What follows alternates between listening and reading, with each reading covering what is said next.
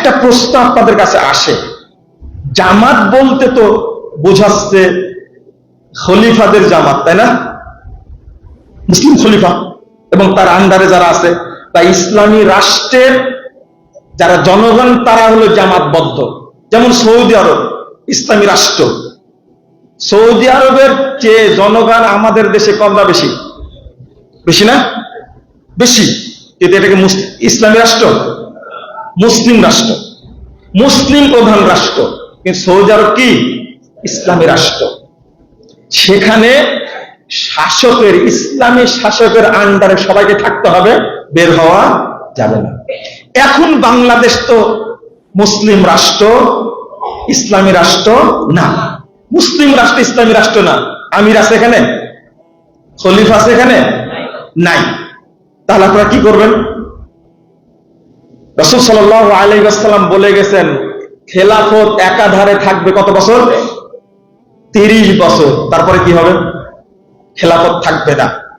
শেষ জামানায় আলা মিনহাজিন নবুওয়া, রাসূল সাল্লাল্লাহু আলাইহি ওয়াসাল্লাম বলছেন, শেষ জামানায় নবুয়তের ধারাবাহিকতায় আবার খেলাফত প্রতিষ্ঠিত হবে। এখন খেলাফত নাই, আছে কি? নাই। এখন তাহলে কি করব? আমরা সবার মতো কি আলাদা আলাদা থাকবো? না না। এই জন্যই তো ইয়া আইয়ুহাল্লাযীনা আমানু আতিউল্লাহ ওয়া আতিউর রাসূল ওয়া উলিল আমরি মিনকুম। এই ওয়া উলিল আমরি মিনকুম মানে কি? ওয়া উলিল আমরি মিনকুম মানে কি? এই উলু শব্দটা হলো বহু বচন। তোমাদের মধ্যে যারা উলুল আমর,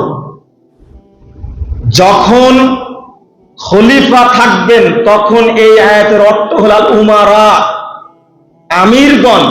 খলিফার নিযুক্ত গভর্নরগণ হবেন তখন উমারা, আমিরগণ। আর যখন খেলাফত না থাকবে তখন হবে আল উলামা, আহলুল ফিকহ ওয়াদ দ্বীন ওয়াল ফুকাহা। সব সাহাবী এবং সব তাবী, সব তাবে তাবী একমত, উলুল আমর অর্থ হলো বিজ্ঞ উলামায়ে কেরাম। খেলাফত না থাকলে তাদের মাধ্যমে ঐক্যবদ্ধ থাকবে কারা? জনগণ। তবুও বিচ্ছিন্ন থাকা যাবে না। আশা করি বুঝতে পেরেছেন। এবার বিচ্ছিন্ন থাকা যাবে না, কারণ রাসূল সাল্লাল্লাহু আলাইহি ওয়াসাল্লাম বলছেন, ইয়াদুল্লাহি আলাল জামা। আপনি বিভক্ত থাকবেন, পথভ্রষ্ট হওয়ার সম্ভাবনা বেশি। আজকে মানুষ পথভ্রষ্ট হয়েছে, হাজারো মানুষ পথভ্রষ্ট হয়েছে। কেন? আহলে কুরআন বের হয়নি? হয়েছে না? কি নোংরা ব্যাখ্যা দিচ্ছে এক কালপিট, বলবো এক ক্রিমিনাল, মুরাদ বিন আমজাদ। নাম শুনেছেন না আপনারা? সে এই মুরাদ বিন, এই মালউন লানাতুল্লাহি আলাইহি, আল্লাহ তার উপরে লানত দান করুন। আমিন বলেন, আমিন বলেন। সে হাজরে আসওয়াদকে যে অপমান করেছে, নাউজুবিল্লাহ, এবং কাবা ঘরকে যেভাবে অপমানজনক কথা বলেছে, ও মুরতাদ। ওর মূল কারণ হলো ও নিজে নিজে কুরআন হাদিস বুঝতে গিয়ে নিজেই কাফের হয়ে গেছে, মুরতাদ হয়ে গেছে। মুরতাদ হয়ে গেছে সে। আস্তাগফিরুল্লাহ, আস্তাগফিরুল্লাহ। মুরতাদ হয়ে গেছে। কাবা ঘরকে যদি কেউ কটাক্ষ করে, হাজারে আসওয়াদকে যদি কেউ কটাক্ষ করে, সে কি মুসলিম থাকবে না কাফের হয়ে যাবে? কাফের হয়ে যাবে নিঃসন্দেহে। বলছে শুধু কুরআন মানতে হবে। আর কুরআনের মধ্যে কি নবীকে মানার নির্দেশনা নাই? এই যে আহলে কুরআন বেরিয়ে গেছে, তারা পথভ্রষ্ট হয়েছে। 2 নম্বর, এই শরীয়ত নিজে বুঝতে গিয়ে এক শ্রেণীর মানুষ খারেজি হয়ে গেছে না? খারেজি হয়ে গেছে। একজনও আলেম নাই। যারা হাদিস অস্বীকার করে তাদের মধ্যে যেমন আলেম নাই, যারা খারেজি আকীদা পোষণ করে তাদের মধ্যে কোনো আলেম নাই। একজন আলেমের কথা বলেন তো দেখি, দেখি আপনার কত বড় সাহস আছে। পথভ্রষ্ট হওয়ার কারণ কি? সে বলছে যে সব কাফের, তাদেরকে বোমা মেরে আস্তাগফিরুল্লাহ। ধ্বংস হয়ে গেছে, নিজে নিজে বুঝার কারণে কি হয়ে গেছে? ধ্বংস হয়ে গেছে।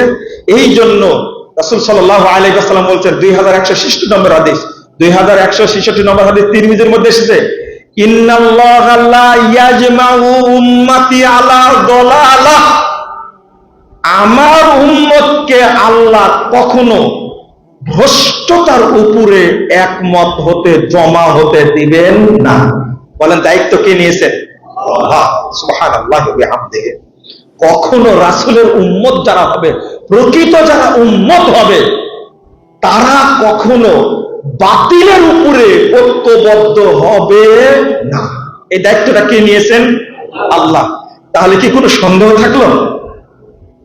রাসূল সাল্লাল্লাহু আলাইহি ওয়াসাল্লাম এরপরে বললেন, ইয়াদুল্লাহি আলাল জামাআহ, যারা ঐক্যবদ্ধ থাকবে তাদের উপরে আল্লাহর হাত রয়েছে। সুবহানাল্লাহি ওয়া বিহামদিহি। এর অর্থ কি? আল্লাহর হাত রয়েছে, এর অর্থ কি? এত সুন্দর সালাফরা, সাহাবায়ে কেরাম বলছেন, আই সাকিনাতুহু ওয়া রাহমাতুহু আলাল মুত্তাফিকিন, যারা ঐক্যবদ্ধ আছে তাদের উপরে আল্লাহর বিশেষ দয়া এবং রহমত রয়েছে। ওয়াহুম বাঈদুন আনিল খাউফি ওয়াল আদা ওয়াল ইস্তিরা, এই জামাতবদ্ধ যারা থাকবে তারা ভীতি থেকে, ক্ষতি থেকে এবং বিশৃঙ্খলা থেকে অনেক দূরে থাকবে। বলেন আলহামদুলিল্লাহ। ইয়াদুল্লাহি আলাল জামার অর্থ করছেন, ফাইদা তাফাররাকু জালাতিস সাকিনা ওয়ার রাহমা, যখনই দলে দলে বিভক্ত হয়ে যাবে তখনই আল্লাহর রহমত চলে যাবে, তখনই আল্লাহর বিশেষ দয়া সাকিনা চলে যাবে। ওয়া উকিয়া বাসুহুম বাইনাহুম, আর তখনই তাদের মধ্যে বিশৃঙ্খলা তৈরি হবে। লা হাওলা ওয়ালা কুওয়াতা ইল্লা বিল্লাহ। মুহাম্মদ টেলিভিশন, সত্যের জয় সব সময়।